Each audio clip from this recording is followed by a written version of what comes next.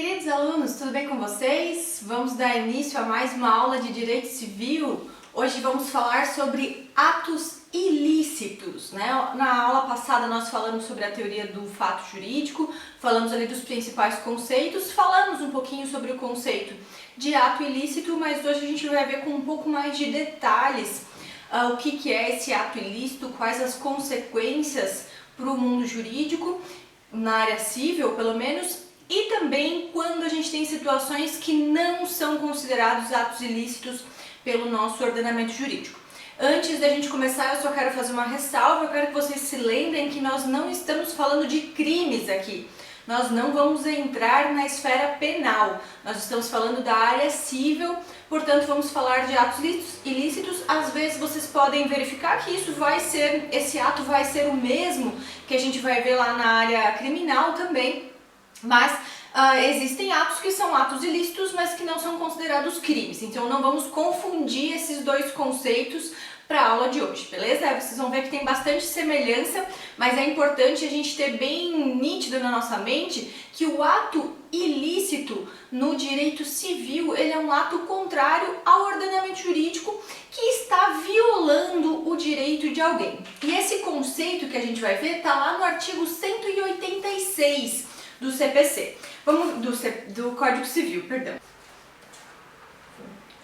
O artigo 186, ele vai dizer que aquele que por ação ou omissão voluntária, negligência ou imprudência, violar direito e causar dano a outrem, ainda que exclusivamente moral, comete ato ilícito. Então vejam que nós temos aqui dois elementos importantes, que é a violação do direito de alguém e que essa violação cause um dano.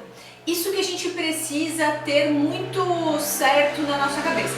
Por exemplo, você está lá feliz da vida, caminhando, e aí de repente você resolve atravessar o terreno do seu vizinho, né, para facilitar a chegada na sua casa.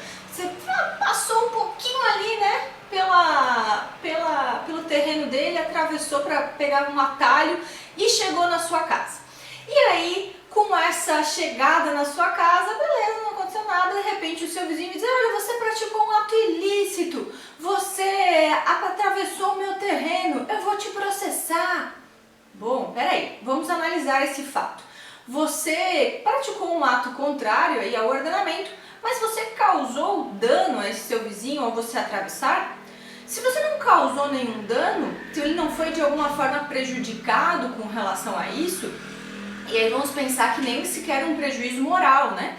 Não foi prejudicado de forma nenhuma, certamente você não terá praticado um ato ilícito como diz aqui no Código Civil. Por quê? A gente precisa tanto da violação do direito como do dano. Então, esse ato de você atravessar o terreno do seu vizinho não é um ato que interessa para o mundo jurídico. Ele não vai refletir em nenhuma outra obrigação, ele não vai ser fonte de obrigação jurídica.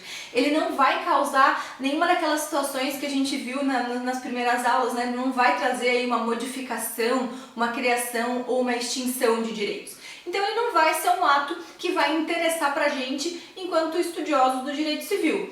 Agora vamos pegar esse exemplo e vamos imaginar que enquanto você estava atravessando a propriedade do seu vizinho, você estragou todas as plantas que ele tinha no jardim, você pisou em todas as flores que ele tinha, matou todas as plantas.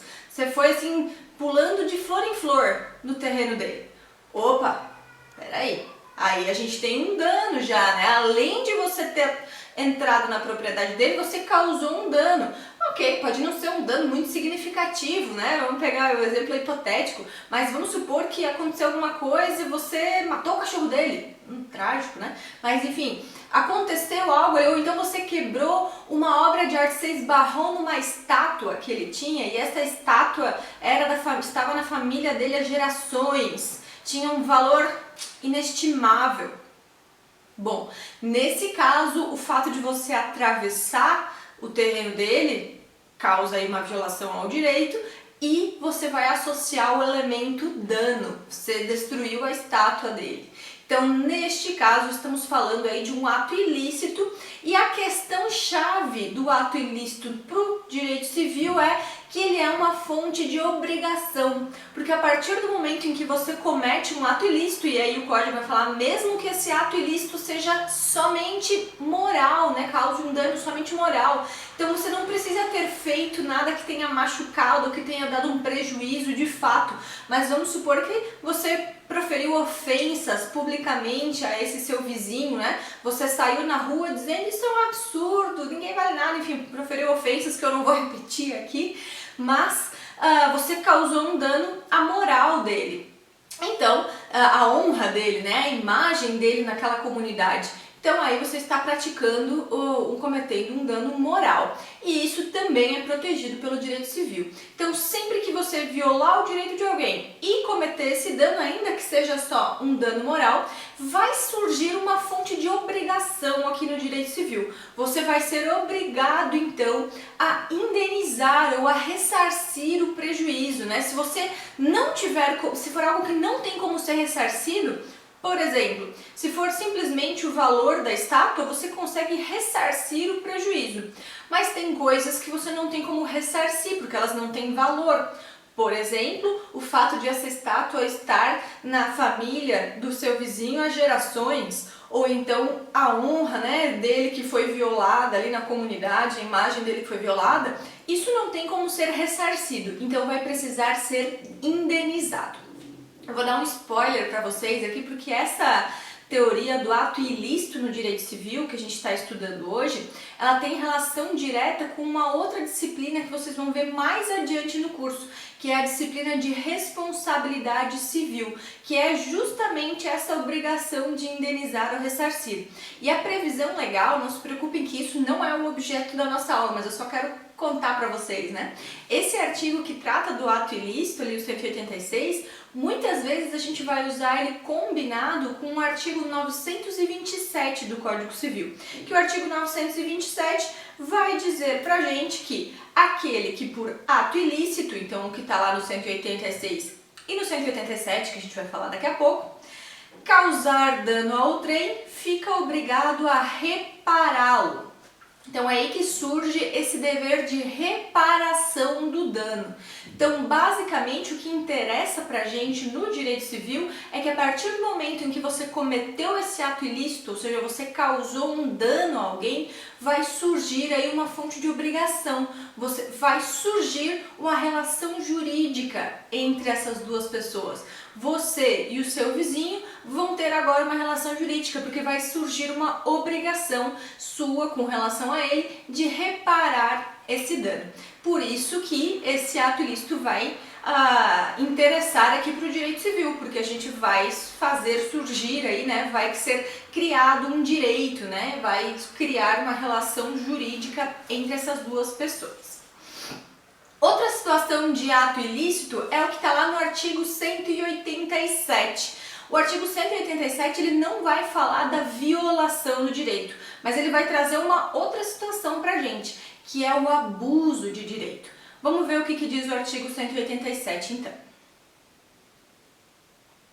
Bom, o artigo 187 diz: também comete ato ilícito o titular de um direito que ao exercê-lo excede manifestamente os limites impostos pelo seu fim econômico ou social, pela boa-fé ou pelos bons costumes.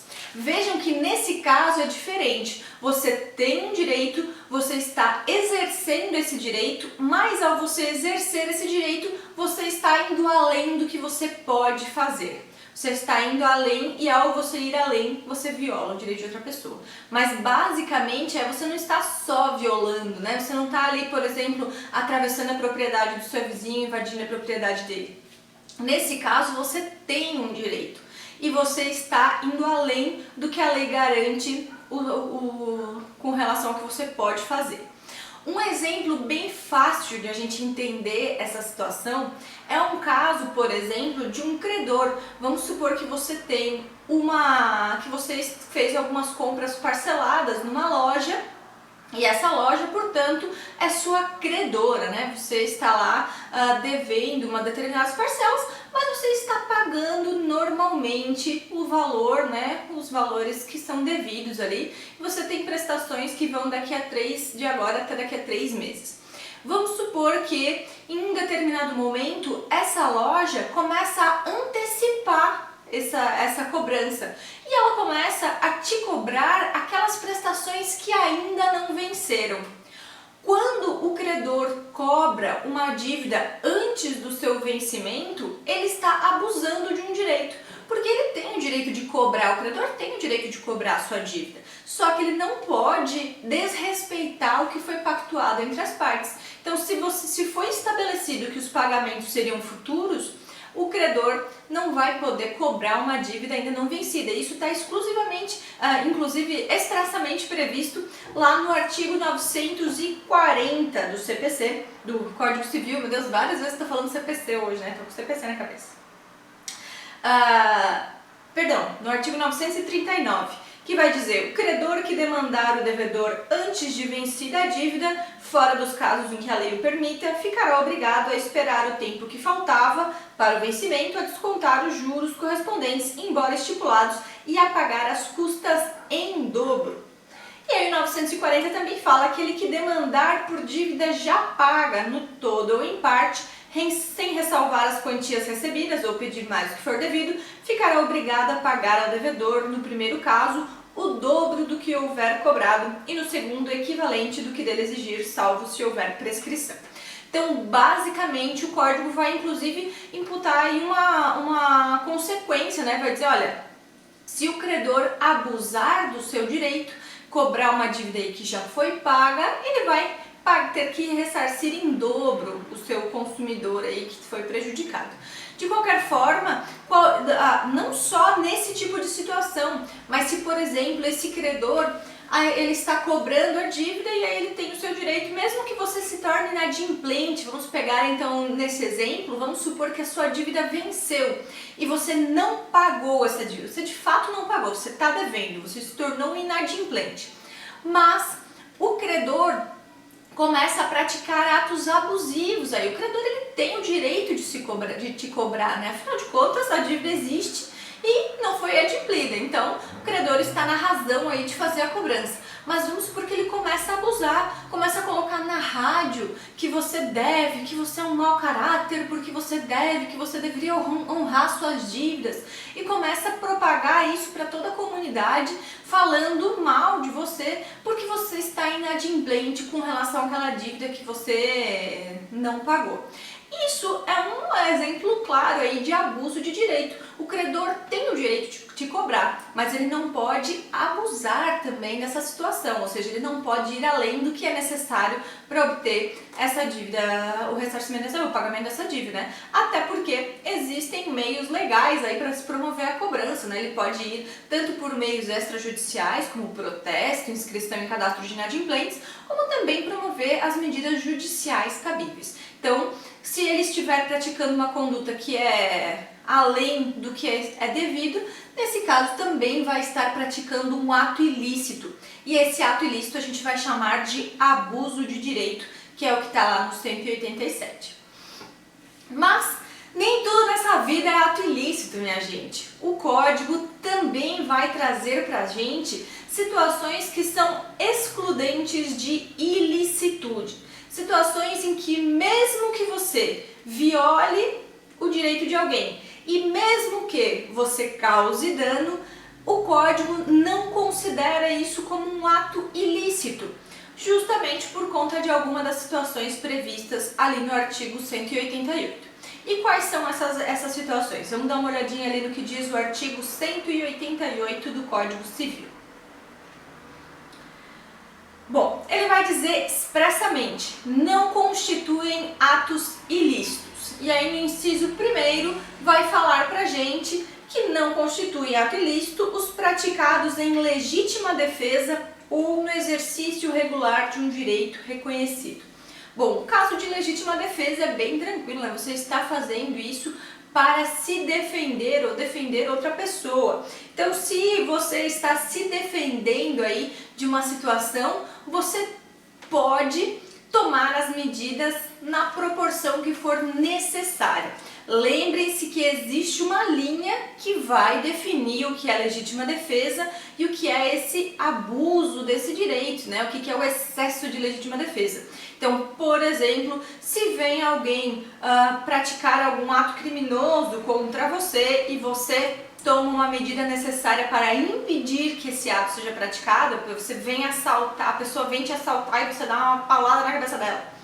Beleza, temos aí uma legítima defesa, mesmo que tenha alguma consequência maior, mesmo que essa pessoa fique com uma lesão no futuro, por exemplo, você deu uma pancada tão forte na cabeça dela que ele ficou com sequelas. Enfim, você praticou um ato em legítima defesa, portanto não é um ato ilícito, portanto afasta essa responsabilidade de ter que ressarcir o dano. Então afasta essa responsabilidade de arcar com as consequências do seu ato praticado.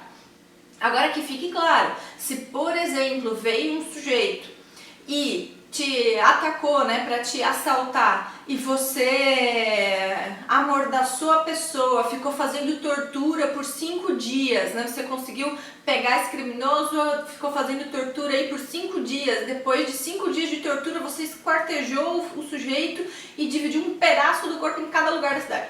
Opa, peraí, temos aí uma situação de abuso de direito, né? E aí você, que antes estava na condição de pessoa que não estava praticando ato ilícito, porque estava agindo em legítima defesa, agora extrapola esse limite e se enquadra aí no artigo 187 de abuso de direito. Então você sai do artigo 188 e volta para a questão do ato ilícito. Então nós temos que tomar muito cuidado com isso. A resposta da legítima defesa, ela tem que ser proporcional à ameaça, ela tem que ser proporcional à agressão. Se você toma uma medida desproporcional, você está sujeito aí à prática de eventual ato ilícito.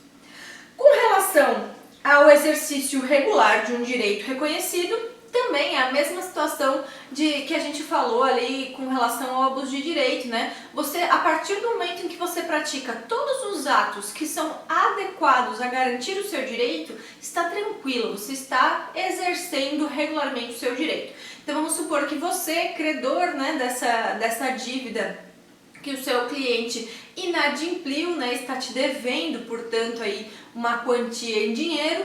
Se você praticar atos normais de cobrança, por exemplo, ligar para o sujeito, né, ficar ligando, dizendo que tem uma dívida em aberto, né, mandar um e-mail de cobrança, mandar uma correspondência para a pessoa cobrando, inscrever no cadastro de inadimplentes, fazer protesto, enfim, tudo isso são medidas que são válidas, que são legais, que podem ser realizadas. Você pode, inclusive, se o sujeito está te devendo, se ele pagou com um cheque, por exemplo, e na hora que você foi descontar o cheque não tinha fundos. E aí você começou um processo, então, de execução para cobrar aquela quantia daquele cheque. Tranquilo, você está no seu direito, você não está agindo além do que deveria. E isso não é considerado ato ilícito. Bom, um exemplo que nós temos bem interessante desse exercício regular do direito é, vamos pensar que nós temos uma pessoa, vamos pensar que na época que a cidade aqui só tinha um local, um bar na cidade que vendia açaí. Vamos supor que esse bar vendia açaí e ele era super movimentado, né? Tinha uma clientela muito alta porque todo mundo gostava de açaí, né? Açaí é algo muito popular, está muito na moda, então todo mundo ia naquele determinado bar para comer açaí e era o único da cidade que tinha esses produtos para oferecer, né? E aí ganhava muito dinheiro com isso, justamente por causa da situação. E aí um determinado grupo de empresários viu que aquilo estava dando muito dinheiro e resolveram abrir também um bar, o seu próprio bar, e fazer uma concorrência direta. Abriram inclusive na mesma rua e começaram a oferecer um serviço semelhante e mais barato. É nítido aí que existia uma grande concorrência e isso causou de fato um dano ao primeiro estabelecimento, né? porque afinal de contas ele ganhava uma determinada quantidade de dinheiro em razão da grande população que ele atendia. E a partir do momento que abriu um outro estabelecimento fazendo concorrência, ele perdeu uma parte da sua clientela, então esse novo estabelecimento causou certamente um dano ao primeiro. Mas isso é um ato ilícito? Não, né? Não é um ato ilícito. Esses empresários estão exercendo aí regularmente o seu direito de exercer a sua empresa, né? A sua atividade, e não estão fazendo nada de errado, a não ser que eles tenham feito de fato, praticado algum outro ato aí que torne ilícito, mas o simples fato de você abrir uma concorrência e ganhar a clientela do seu concorrente, isso por si só não vai ser um ato ilícito, mesmo que você esteja nitidamente causando um dano ao seu concorrente, né? Afinal de contas, ele perdeu a clientela que você roubou dele, né? Mas não vai estar causando aí, não vai estar praticando um ato ilícito, porque você está no seu direito aí de exercer a sua empresa. Outra situação importante é a que está destacada no inciso 2 do artigo 188, que ele vai dizer para a gente o seguinte: não constituem atos ilícitos a deterioração ou destruição da coisa alheia ou a lesão à pessoa a fim de remover de perigo iminente. Então vejam que se você praticar algum ato aí que viole o direito de alguém e cause dano, se esse ato foi praticado para salvar essa pessoa de alguma situação de perigo, você não vai estar praticando um ato ilícito. Então vejam, por exemplo, vamos supor que tem uma casa que está pegando fogo na cidade e você passou na frente, foi uma das primeiras pessoas a passar e a ver esse incêndio acontecendo, e aí você viu que tinha uma pessoa lá dentro gritando, desesperada, que não conseguia sair da casa porque a porta estava trancada, enfim. E aí você, na tentativa de ajudar e salvar aquela pessoa, você quebrou a janela, conseguiu entrar dentro da casa, resgatou a pessoa e trouxe ela para fora.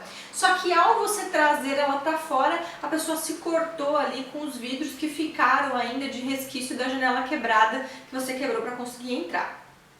Nesse meio tempo chegou o corpo de bombeiros e conseguiu apagar o incêndio. E um tempo depois, a pessoa já lá, feliz e contente na sua casa, ficou indignada e resolveu te cobrar, dizer: olha, você praticou um ato ilícito, você quebrou a janela da minha casa, você além de estragar a minha propriedade, quebrando a janela da minha casa, você ainda me machucou, né? Causou um dano a minha pessoa, porque ao me tirar de dentro da casa, eu me machuquei no vidro, fiquei com umas cicatrizes enormes, você me causou um dano inclusive estético, porque eu fiquei com cicatrizes por conta desses cortes de ser tirado da casa com relação ao vidro que me cortou.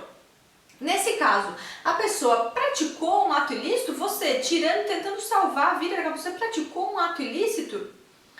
Olha, por mais que você tenha causado um dano à propriedade da pessoa, por mais que você tenha até causado um dano à própria pessoa, nesse caso você não praticou um ato ilícito, porque você praticou o ato que era necessário para remover aquela pessoa do perigo, né? Você viu que a pessoa podia morrer naquela situação. Você não sabia que o bombeiro ia chegar em tão pouco tempo e que ia conseguir, de fato, apagar o incêndio. Porque não é isso que acontece na maioria das vezes, né? Muitas vezes as casas queimam até um fogo consumir tudo, né?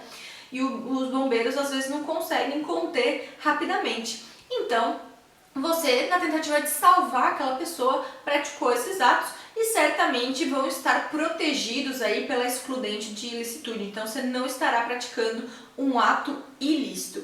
Agora a gente tem que ficar atento ao que diz o parágrafo único desse artigo, porque esse parágrafo único vai dizer: olha, no caso do inciso 2, então nesse caso de remover de perigo iminente, o ato será legítimo somente quando as circunstâncias o tornarem absolutamente necessário, não excedendo os limites do indispensável para a remoção do perigo.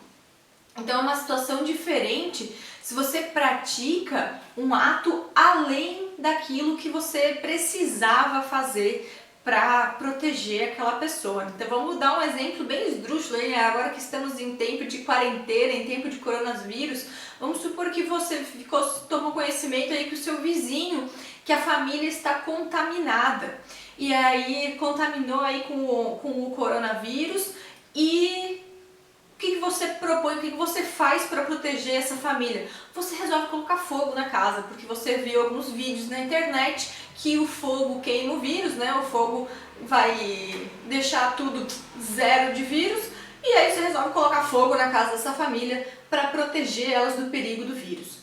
Faz sentido? Faz sentido para vocês? Não, né? Porque é uma atitude completamente desproporcional. Então, sempre que a sua atitude for desproporcional com relação ao perigo, esse ato não será um ato legítimo. Portanto, ele não estará protegido por essa excludente do inciso 2 e você estará, sim, praticando um ato ilícito.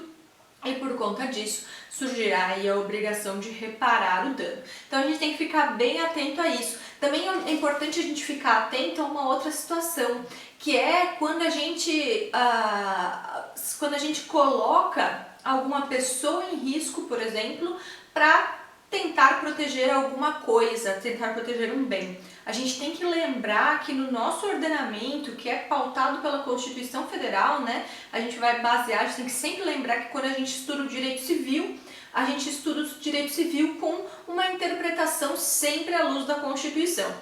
E por mais que o direito civil esteja muito ligado ao patrimônio, a gente discute muito os bens e todas essas consequências patrimoniais das relações jurídicas, a vida sempre vai vir em primeiro lugar. Então, se entrar em conflito, se você praticar algum ato para proteger um bem, e ao praticar esse ato você ferir uma pessoa, você ferir uma vida, o seu ato será ilícito de qualquer forma. Então, por exemplo, se você ia bater o seu carro, para não bater o seu carro, você desviou e atropelou uma pessoa. Ah, mas eu tomei um ato aí com o objetivo de proteger e tal. Bom, se havia na balança um bem, uma proteção do patrimônio e a proteção da vida e da integridade física de uma pessoa, nessa balança, no caso do direito civil, sempre vai pender aí para a vida da pessoa, ela sempre vai valer mais. Então você não pode, ao praticar atos aí que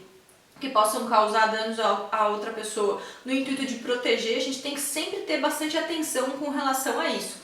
Então, se a gente está querendo proteger o patrimônio, a gente não pode violar, a gente não pode estragar um direito de que seja maior, que tenha um peso maior nessa balança.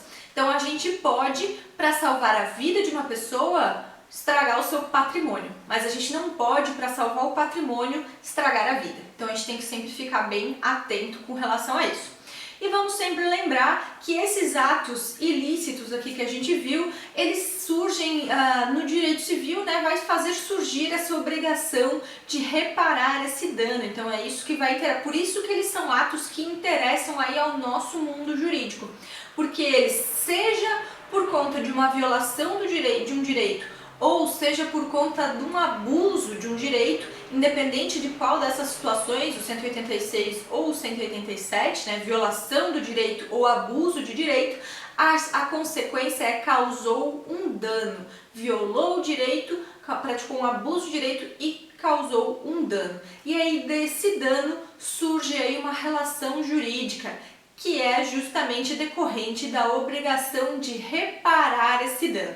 E aí a gente vai começar a estudar isso no direito civil, trabalhar as questões das obrigações que surgem e quais são as consequências dessa obrigação. Então, se por exemplo, o seu vizinho que te causou um dano ao invadir o seu terreno, né, quebrou a estátua, se ele prontamente vai lá e paga, né, paga um valor, sem que você precise fazer nada, sem que você precise procurar um advogado, por exemplo, mas o seu vizinho consciente de que realmente o ato dele foi errado e que ele causou de fato um dano, se ele faz esse ressarcimento espontaneamente e inclusive indeniza eventuais danos morais, ótimo. Isso quer dizer que a gente não precisa tomar medidas judiciais. Aconteceu um ato jurídico ali que interessa para o direito, justamente por conta dessa relação jurídica que foi criada, dessa obrigação jurídica que foi criada. Mas essa obrigação foi adimplida espontaneamente.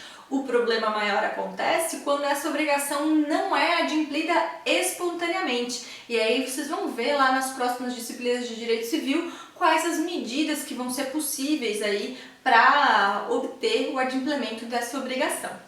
Tá certo? Espero que vocês tenham gostado da nossa aula de hoje. Estudem bastante e até a próxima. Tchau, pessoal!